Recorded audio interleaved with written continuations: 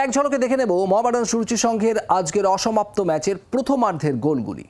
আমরা ঢুকে গেছি, এখনো পর্যন্ত গোল আসেনি। দুটি দলই গোল করার মতো সুযোগ পেয়েছিল, বেশি অবশ্য মোহামেডান স্পোর্টিং পেয়েছিল। এবার কিন্তু আক্রমণে শুভঙ্কর খুব ভালো, অন থেকে শট এবং গোল! অসাধারণ!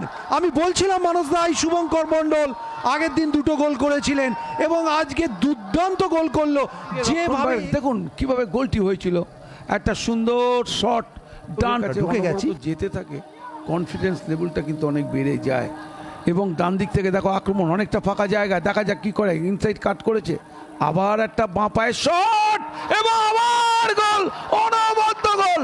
আবার সেই বাঁ পায়ে শটটা কিন্তু জালে চলে গেল। রঞ্জন অনেকটা খুশি হতে পারেন, কারণ সেই জয়দীপ সিং।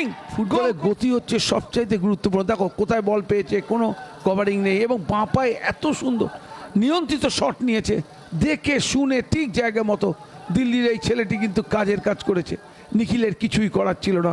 অনবদ্য। আমার বক্তব্য হচ্ছে যে দুজন স্টপার কোথায় থাকছে, কোনো ব্লকিং নেই, কোনো মানে ফাঁকা জায়গায়। এটা একটা সুযোগ ছিল, গোল হতে পারে এবং গোল।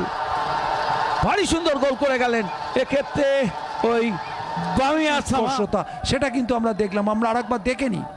ভারী সুন্দর সেন্টার ছিল এবং তাৎক্ষণিক শট করেছিলেন বামিয়া সামাদ। এক্ষেত্রে যখন বলটি আসছিল সঙ্গে সঙ্গে বলটিকে।